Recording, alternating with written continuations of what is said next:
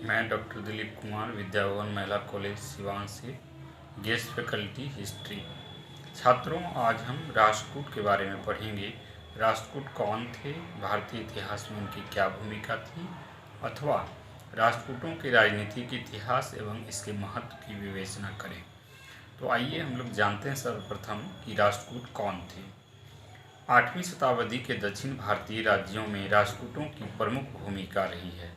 राष्ट्रकूटों ने लगभग 200 वर्षों तक दक्षिण की राजनीति को प्रभावित किया। राष्ट्रकूटों का उदय अथवा उत्थान जो है वातापी के चालुक्य राज्य के अवशेष पर हुआ था। राष्ट्रकूट चालुक्यों के सामंत थे, परंतु उनकी कमजोरी का लाभ उठाकर वो स्वतंत्र हो गए और अपनी सत्ता स्थापित कर ली। कालांतर में वे राष्ट्रपति अथवा राष्ट्र के शासक या प्रांतपति बन गए तथा राष्ट्रकूट कहलाए। राष्ट्रकूटों ने न केवल दक्षिण भारत बल्कि उत्तरी भारत में भी अपनी राजनीति को कायम किया। अब आइए हम लोग देखते हैं कि राष्ट्रकूटों का राजनीतिक इतिहास क्या रहा। राष्ट्रकूटों के पहले जो महत्वपूर्ण शासक थे वह दंती दुर्ग थे। इस वंश का वह प्रथम शासक थे। उनका शासनकाल 735 ईस्वी से 755 ईस्वी तक, अर्थात 20 वर्षों तक का शासनकाल दंती दुर्ग का रहा था। इनको स्वतंत्र राज्य की स्थापना, राष्ट्रकूटों के स्वतंत्र राज्य की स्थापना का श्रेय दिया जाता है। उन्होंने वातापी के चालुक्य वंशीय शासक कीर्तिवर्मन को परास्त कर अपनी स्वतंत्रता की घोषणा की थी और उन्होंने अपनी राजधानी मान्यखेट में स्थापित की। यह एक वीर योद्धा शासक थे। दंती वर्ग ने कांची, कलिंग, कौशल, मालवा इत्यादि राजाओं को पराजित किया और अपनी स्वतंत्रता एवं शक्ति को प्रदर्शित करने हेतु इन्होंने कई उपाधियां धारण की, जैसे महाराजा धीराज, परमेश्वर, परम भट्टारक जैसी उपाधियां। इसके अलावा वह पृथ्वी वल्लभ के नाम से भी विख्यात हुए। उसने उज्जैनी में हिरण्यगर्भ महायज्ञ को भी किया था। इस प्रकार हम देखते हैं कि दंती दुर्ग राष्ट्रकूट का एक महान शासक हुआ और इन्होंने राष्ट्रकूट की सत्ता स्थापित की थी। अब आइए देखते हैं कि इसके बाद कौन सा दूसरा महत्वपूर्ण शासक था। दूसरा महत्वपूर्ण शासक राष्ट्रकूट का जो था वह कृष्ण प्रथम था। दंती दुर्ग के पश्चात उनके चाचा कृष्ण प्रथम ने शासन की बागडोर संभाली थी। उनका शासनकाल 756 से 772 ईस्वी तक था, जो कि लगभग 16 वर्षों तक रहा। इसके समय में चालुक्यों ने अपनी शक्ति स्थापित करने की कोशिश की थी, लेकिन कृष्ण प्रथम ने उनको पराजित कर, चालुक्य राजा कीर्तिवर्मन को पराजित कर लगभग 760 ईस्वी में चालुक्य के राज्य के अस्तित्व को ही समाप्त कर दिया था। इसके अलावा कृष्ण प्रथम ने वेगी के चालुक्य एवं मैसूर के गंग शासकों को भी पराजित किया था। उसने दक्षिण के कोंकण, मध्य प्रदेश के संपूर्ण महराठी क्षेत्र और समस्त हैदराबाद पर भी कब्जा किया था। कृष्ण प्रथम के समय एक महान जो कलाकृति के क्षेत्र में उनकी उपलब्धि हुई थी वह थी एलोरा की प्रसिद्ध कैलाश मंदिर का निर्माण। यह मंदिर जो है पत्थरों को काट कर बनाया गया था और काफ़ी अद्भुत और विशाल मंदिर यह है, और यह इतनी प्रसिद्ध मंदिर है न केवल देश बल्कि विदेशों से भी पर्यटक इसको देखने के लिए आते हैं। अब आइए हम देखते हैं कि राष्ट्रकूट का अगला शासक जो था वह कौन था। तो अगला शासक ध्रुव था। कृष्ण के पश्चात गोविंद द्वितीय, कृष्ण प्रथम के पश्चात गोविंद द्वितीय, जो कि 773 ईस्वी से 780 ईस्वी तक राजा बना, परंतु वह एक अयोग्य शासक था। तब उसके भाई ध्रुव ने उसको पराजित कर अपनी सत्ता स्थापित की थी। ध्रुव का शासन जो काल था वो 780 ईस्वी से 793 ईस्वी, अर्थात 13 वर्षों का शासनकाल ध्रुव का था। ध्रुव एक शक्तिशाली राजा थे और वह धारावर्ष के नाम से भी जाने जाते थे। उन्होंने न केवल दक्षिण भारत बल्कि उत्तरी भारत में भी अपनी राजनीति की धमक पहुंचाई थी।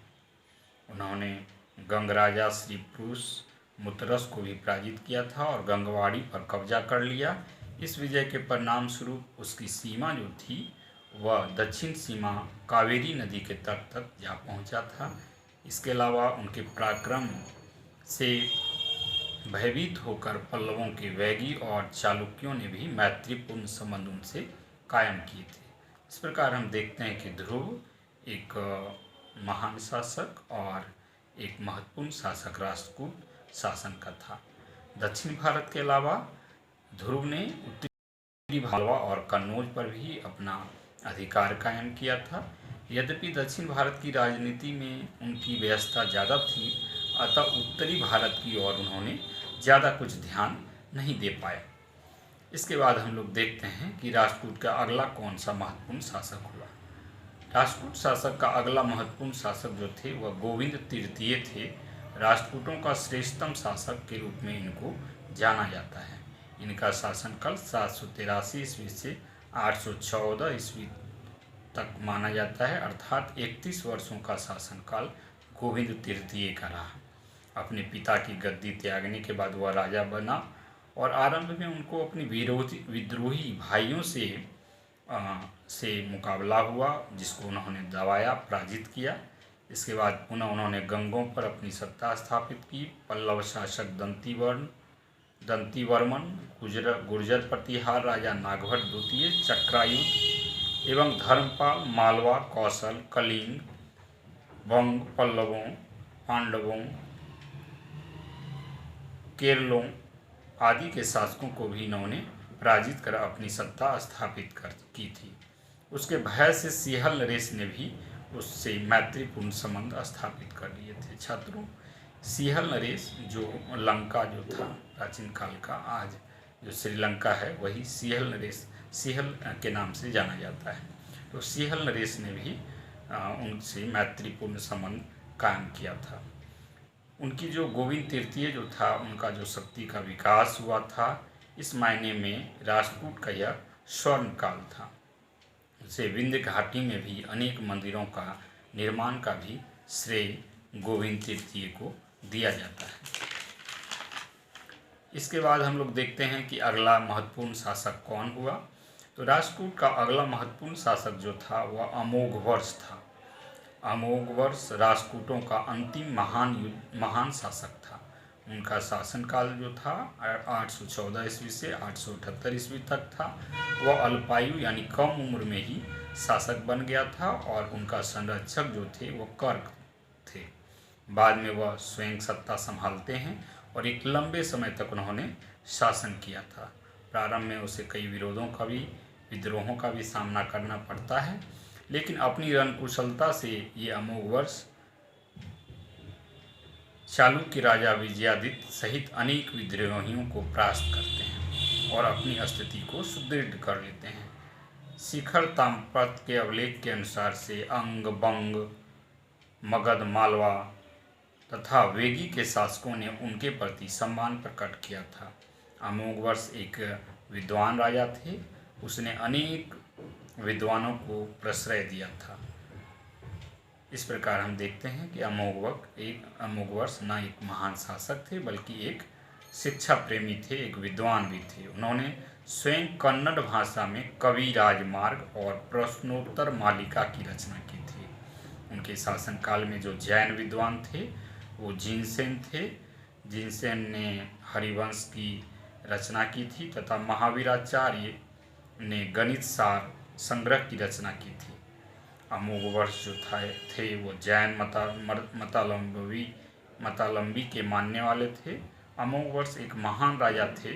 अरब यात्री सुलेमान भी उनकी प्रशंसा करता है। इस प्रकार हम देखते हैं कि अमोघवर्ष न केवल अपनी सत्ता का विस्तार किया बल्कि वो एक शिक्षा प्रेमी थे और उनके काल में शिक्षा और साहित्य का भी यथोचित विकास हुआ।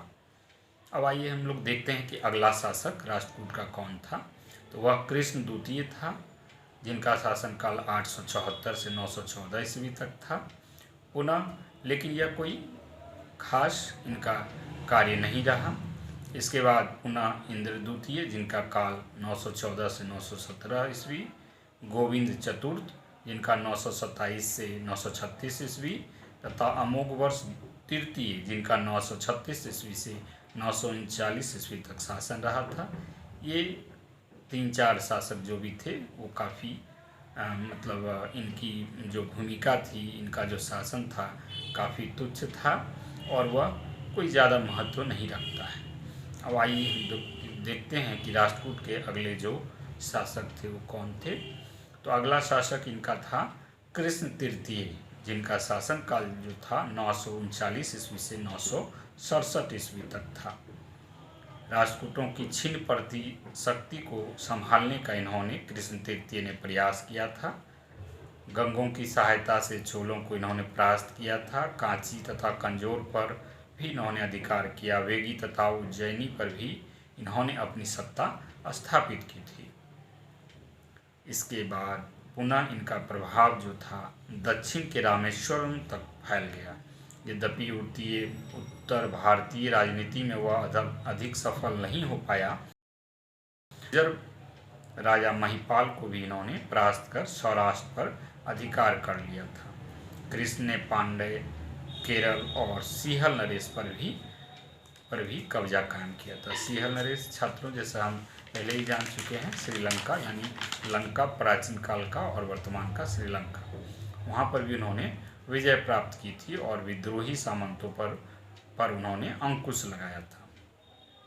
उसके बाद का जो शासक थे वो खोटिक थे, जिनका शासनकाल 967 ईस्वी से 972 ईस्वी तक था। उनके समय में परमारों ने राष्ट्रकूटों की राजधानी मान्यखेट पर आक्रमण कर उसे लूट लिया था। इस प्रकार अब देखते हैं कि राष्ट्रकूटों की शक्ति का जो है ह्रास। पुनः उसके बाद कर्क जिनका शासनकाल 972 से 975 ईस्वी था, इस वंश का अंतिम राजा था। राष्ट्रकूटों के सामंत चालुक्य तैलप ने राष्ट्रकूटों की सत्ता का अंत कर कल्याणी के चालुक्य वंश की स्थापना 975 ईस्वी में की। इस प्रकार हम देखते हैं कि कर्क के शासनकाल में 975 ईस्वी में चालुक्य वंश के द्वारा राष्ट्रकूट की सत्ता का अंत कर दिया जाता है और 2 शताब्दियों तक जो दक्षिण भारत में शासन चल रहा था राष्ट्रकूटों का,